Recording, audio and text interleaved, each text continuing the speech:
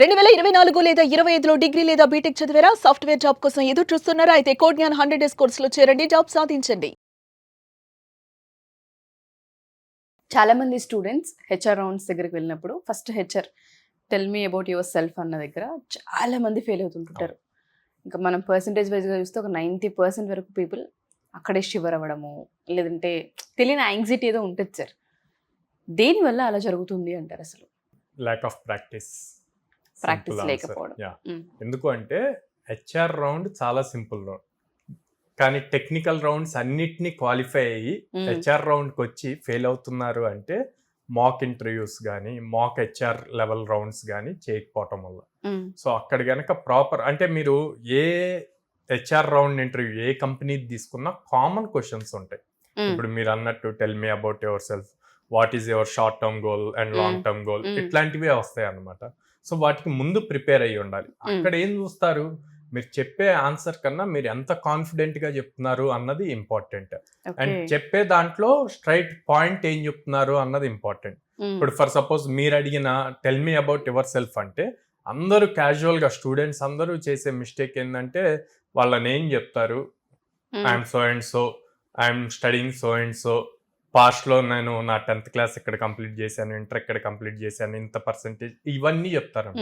కానీ హెచ్ఆర్కి అది కాదు కావాల్సింది. హెచ్ఆర్కి ఏం కావాలి, నిన్ను సెలెక్ట్ చేస్తే కంపెనీకి ఎలా వాల్యూ ఇస్తావు అన్న పాయింట్ కావాలి. సో అప్పుడు తనేం చెప్పాలి, డైరెక్ట్గా పాస్ట్ గురించి చెప్పకుండా ఫస్ట్ ఒక ఇంప్రెషన్ క్రియేట్. ఆ ఇంప్రెషన్ ఎలా క్రియేట్ అవుద్ది, తనకున్న స్కిల్ గురించి చెప్పాలి.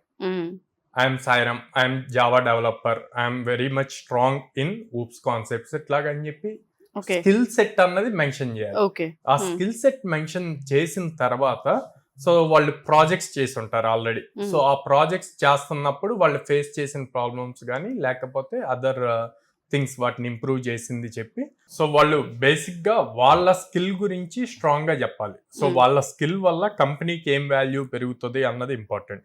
సో ఆ వాల్యూని ఎలా చూపించగలము అంటే ప్రాజెక్ట్ బేస్డ్, వాళ్ళు చేసిన ప్రాజెక్ట్స్, ఆ ప్రాజెక్ట్స్ లో ఏమి ఇంప్రూవ్ చేయగలిగారు జనరల్గా ఉన్న ప్రాజెక్ట్ ని అన్నది point. A type of internships A companies లో చేశారు.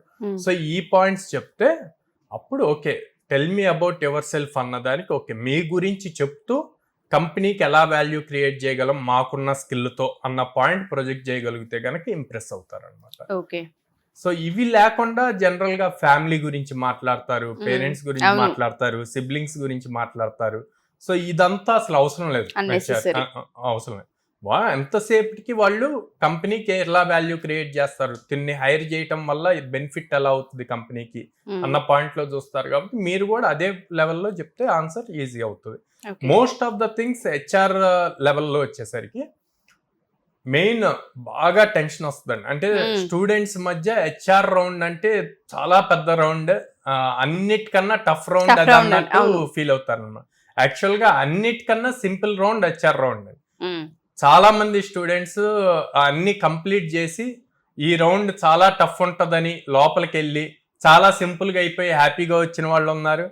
ప్రాక్టీస్ చేయకుండా వెళ్ళి అరే ఈ క్వశ్చన్ కూడా మనం ఆన్సర్ చేయలేకపోయామని బయటకు వచ్చి ఫీల్ అయిన వాళ్ళు ఉన్నారు. సో అందుకే అంటే టెక్నికల్ రౌండ్స్ లో ఏ క్వశ్చన్స్ అడుగుతారు అన్నది మనం గెస్ చేయలేము, కానీ హెచ్ఆర్ రౌండ్ లో ఏ టైప్ ఆఫ్ క్వశ్చన్స్ అడుగుతారో అన్నది మనం గెస్ చేయొచ్చు. ప్రీవియస్ క్వశ్చన్స్ చూసి, ప్రీవియస్ క్వశ్చన్స్ లైక్ గూగుల్ నుంచి అట్లాగా తీసుకొనైనా మనం ప్రిపేర్ అవ్వచ్చు అనమాట. అవి మీరు మాక్ ఇంటర్వ్యూస్ కన్నా అటెండ్ అవ్వాలి, లేకపోతే మిర్రర్ నుంచోనన్నా ప్రాక్టీస్ చేయాలి. ఫేస్ లో కాన్ఫిడెన్స్ లెవెల్ ఉండాలి. చాలా మంది చాలా స్లోగా మాట్లాడతారు, ఆ భయంతో అది వాయిస్ చాలా లోలో ఉంటది. నేను చెప్పేది కరెక్టా రాంగా అన్న డైలమాలో మాట్లాడుతూ అక్కడ ఆ కాన్ఫిడెన్స్ లెవెల్స్ మిస్ అవుతాయి. మిస్ అయినప్పుడు హెచ్ఆర్కి ఆ ఇంప్రెషన్ పడుతుంది. అట్లా కాకుండా నేను స్టూడెంట్స్కి ఎప్పుడూ ఒకటే చెప్పాను, మీరు రైట్ చెప్పినా రాంగ్ చెప్పినా కాన్ఫిడెంట్గా చెప్పాలి హెచ్ఆర్ రౌండ్లో. అది చెప్పినప్పుడు మళ్ళీ తిరిగి మీరు రైట్ చెప్పినా సరే తిరిగి హెచ్ఆర్ క్వశ్చన్ చేస్తాడు, ఎందుకు రైట్ కాదు కదా ఇది కాదు కదా అంట. అనగానే రైట్ చెప్పిన వాళ్ళు కూడా హెచ్ఆర్ తిరిగి క్వశ్చన్ చేయగానే డౌన్ అవుతారు, డైలమాలోకి వస్తారు. సో అలా డైలమాలోకి రాకూడదు. లేదు సార్ ఇది రైట్ ఆన్సర్, మీకు ప్రాపర్ ఆన్సర్ తెలిసి ఉంటే కనుక దాన్ని ప్రూవ్ చేయడానికి ఎలా వచ్చింది అన్నది ఎక్స్ప్లెనేషన్ వస్తే ఇంకా బెటర్. లేదు అంటే కాన్ఫిడెంట్గా ఉండండి, మీరు చెప్పిన ఆన్సర్ మీద కాన్ఫిడెంట్గా ఉండాలి. మీరే సెకండ్ స్టెప్ తీసుకోకూడదు.